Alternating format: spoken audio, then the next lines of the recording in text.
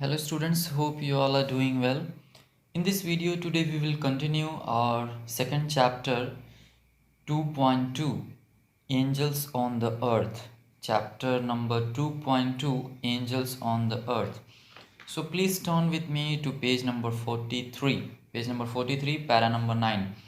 तो स्टूडेंट्स आज हम पैरा नंबर 9 से देखेंगे कि कैसे बेबी जो है वो फर्दर ग्रो होते हैं और उनमें क्या क्या चेंजेस आता है.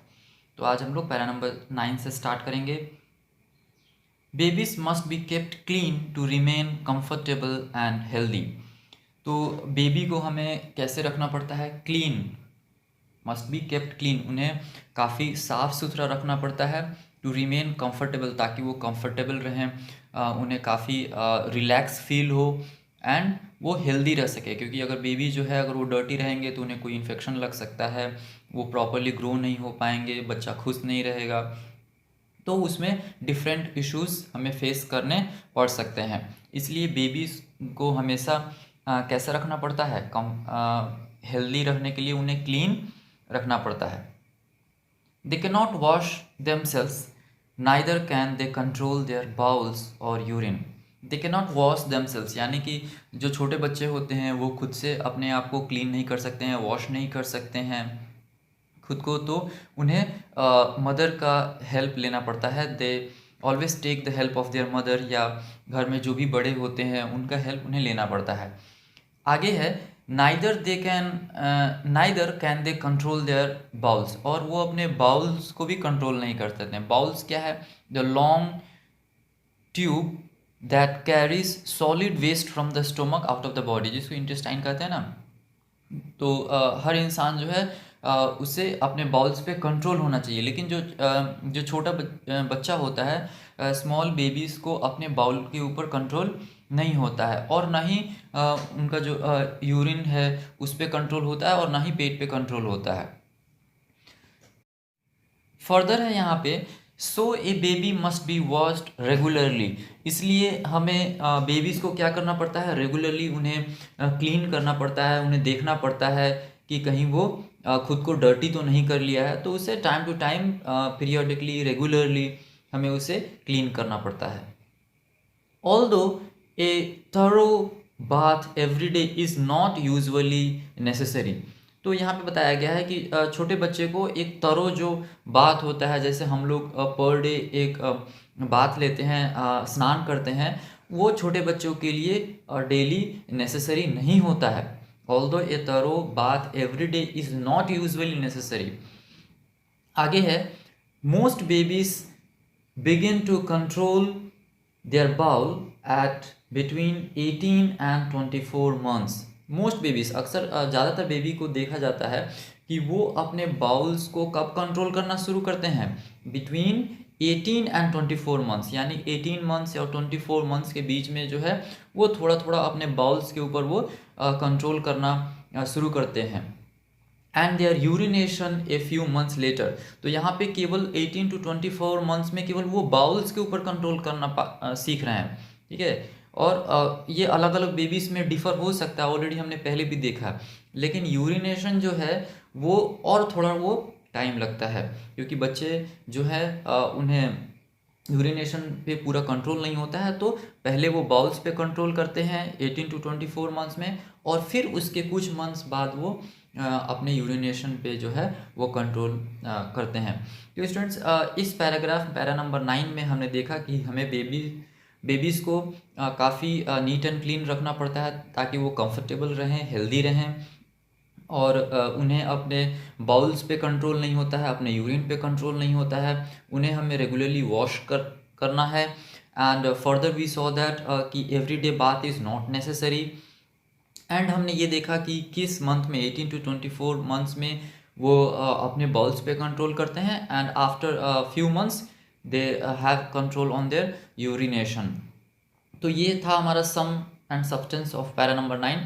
फर्दर हम लोग पैरा नंबर 10 में देखते हैं कि क्या है. At one time, it was common for babies to die from disease or neglect before they were even a year old. तो पुराने समय में ऐसा देखा गया कि बच्चे जो है वो मर जाते थे। It was common for babies to die from disease.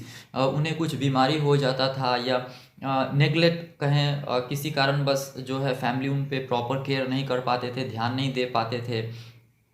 Before they were even year old, यानी कि 1 साल के भी जब नहीं होते थे तो किसी न किसी कारण बस या नेग्लेक्ट के कारण या किसी बीमारी के कारण बच्चे जो है वो मर जाते थे। आगे है, about 50 years ago, for example, in India, about 1 in 6 babies died during the first year of its life. About 50 years ago, यानी आज से अगर हम कहें लगभग 50 साल पहले की अगर हम बात करें, तो अगर हम इंडिया की एग्जांपल ले तो in India about 1 in 6 babies, यानी कि 6 बेबीज़ में से अगर एवरेज हम निकालते हैं तो एक बेबी जो है वो मर जाते थे। तो ये काफ़ी it is a very sad thing to know कि इंडिया में भी ऐसा होता था, लेकिन अभी ऐसा नहीं है। During the first year of its life, यानी बच्चा जब जन्म होता है तो 1 साल के अंदर ही 6 में से एक जो है मर जाते थे। But now this figure has been reduced to about 1 in 40। तो अभी जो है हमारा साइंस, हमारा टेक्नोलॉजी और जो मेडिकल लाइन है वो इतना आगे बढ़ गया है कि अभी ये जो फिगर है वो काफ़ी कम हो चुका है। एंड अभी हम जो रेशियो निकालते हैं वो 1:40, यानी 40 में एक ही बच्चे जो है वो शायद से मरते हैं, लेकिन अभी ऐसा नहीं है। आगे है, there are baby clinics and primary health centres to advise mothers. Further we will see in page number 44 में देखते हैं क्या है, on the care of their babies and on the correct way to feed them at different ages. जो students यहाँ पे है, there are baby clinics and primary health centres to advise mothers, यानी कि बेबी क्लिनिक बनाए गए हैं हर जगह, हर विलेज में या छोटे छोटे शहर में, हर जहाँ भी हम जाएंगे वहाँ पे बेबी क्लिनिक हमें कहीं ना कहीं मिल ही जाएगा। हेल्थ सेंटर्स भी बनाए गए हैं ताकि वहाँ पे जो मदर है उनको प्रॉपर एडवाइस दिया जा सके कि कैसे बेबी को केयर करना है, कैसे देख रेख करना है। तो ये सब क्लिनिक्स बनाए गए हैं या हेल्थ सेंटर्स बनाए गए हैं मदर्स को एडवाइस देने के लिए, on the care of the babies and on the correct way to feed them, यानी कि सही तरीके से उन्हें कब फीड करना है, कब मिल्क देना है या कब उन्हें फूड स्टार्ट करना है। जैसा कि हमने फॉर द स्टार्टिंग में ही देखा कि कितने मंथ्स के बाद वो या कितने ईयर के बाद वो किस चीज़ को खाना शुरू करते हैं या दूध कब छोड़ते हैं। तो ये सब जो फर्दर इंस्ट्रक्शन है वो हेल्थ सेंटर्स में उन्हें प्रोवाइड किया जाता है कि कितने डिफरेंट एज में उन्हें क्या करना है। फर्दर है, they weigh the babies to make sure they are developing normally, और वो बेबी को क्या करते हैं, वे यानी कि वो वजन भी करते हैं ये देखने के लिए कि बेबी जो है वो मंथ वाइज या ईयर वाइज वो वेट जो है वो गेन कर रहा है या नहीं। अगर वो वेट गेन नहीं कर रहा है दैट मीन्स हमें उसे प्रॉपर चेकअप की ज़रूरत है, या बच्चा जो है प्रॉपर वेट गेन कर रहा है दैट मीन्स ही और शी इज़ हेल्दी, बच्चा जो है वो हेल्दी है। तो इसके लिए वो लोग वे करते हैं उसको ये फाइंड आउट करने के लिए। और लास्ट लाइन में है, and if there is any doubt about their health a doctor is there to examine them. और अगर ऐसा लगता है कि there is some problem with the baby, अगर बेबी के साथ कुछ प्रॉब्लम है, उन्हें डाउट लगता है, तो वहाँ पे जो हेल्थ सेंटर्स हैं वहाँ पे जो डॉक्टर होते हैं वो दे गिव प्रॉपर मेडिसिन या मेडिकेशन करते हैं एंड एग्जामिन करते हैं कि what is the problem, they try to find it out so that they can solve it, और उसको सॉल्व भी करते हैं। Now we will move to words para number 11 में हम देखते हैं क्या है, babyhood ends at about 18 months of age. तो बेबीहुड जो है, जैसा कि हमने ऑलरेडी वी सॉ स्टार्टिंग जब हम कर रहे थे पेज नंबर 14 में कि जो बेबी उनको कब कहा जाता है, below the age of 1 year या 18 months के जो नीचे होते हैं उन्हें हम बेबी कहते हैं। तो यहाँ पे बेबीहुड जो है वो 18 months तक ही बेबीहुड रहता है और वहाँ पे ख़त्म हो जाता है। अब हम उसको बेबी नहीं कह सकते हैं, बेबी उसी को कहा जाता है जो बच्चा 18 months के नीचे हो। और जब व्हेन ही और शी क्रॉसेस 18 month तो हम उसको कहते हैं चाइल्ड हो गया। ठीक है, बच्चा क्या हो जाता है, वो चाइल्ड में उसका काउंट होता है। And then childhood begins. अब यहाँ पे बेबीहुड खत्म हो जा रहा है, 18 months के बाद क्या स्टार्ट हो रहा है students, childhood. It continues up to about 12 to 14 years. अब ये चाइल्डहुड जो है थोड़ा लंबा जाता है, ऑलमोस्ट 14 ईयर्स, 12 से 14 साल तक जाता है। In this stage of life 4 important changes अकर। अब यहाँ पे जो है 12 से 14 ईयर्स तक वो चाइल्डहुड रहता है और यहाँ पे बहुत सारे चेंजेस होते हैं और वो चेंजेस जो है काफ़ी इंपॉर्टेंट चेंजेस होते हैं। लेट्स सी क्या क्या चेंजेस होते हैं।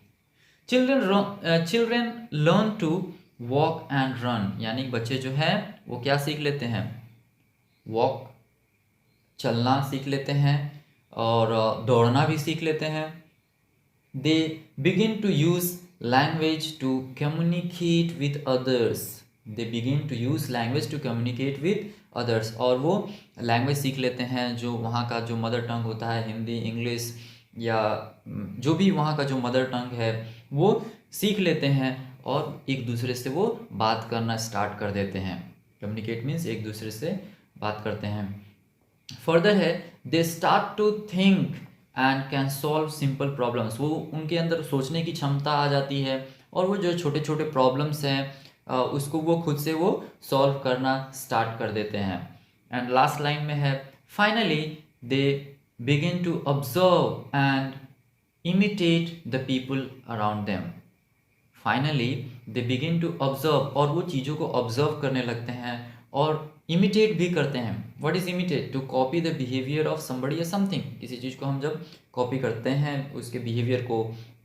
तो student, small children learn by imitating their parents. छोटे छोटे बच्चे जो हैं वो किसको इमिटेट करते हैं? स्टार्टिंग में घर पे रहेंगे तो पेरेंट्स को इमिटेट करेंगे, तो वो इमिटेट करते हैं और जो जो भी लोग उनके आसपास होते हैं उनसे वो सीखने का प्रयत्न करने लगते हैं। तो students, in this video today we will stop till here. आज हम यहाँ पे स्टॉप करेंगे। होप कि ये लेसन आपको काफ़ी क्लियर हो रहा होगा जैसे हम लोग फर्दर मूव हो रहे हैं। In the upcoming video, I will just end up this lesson. So today I'll stop till here. Just go through the lesson and learn the hard words and try to understand so that it will help you when you move further. So that's all for today. Have a nice day. Thank you.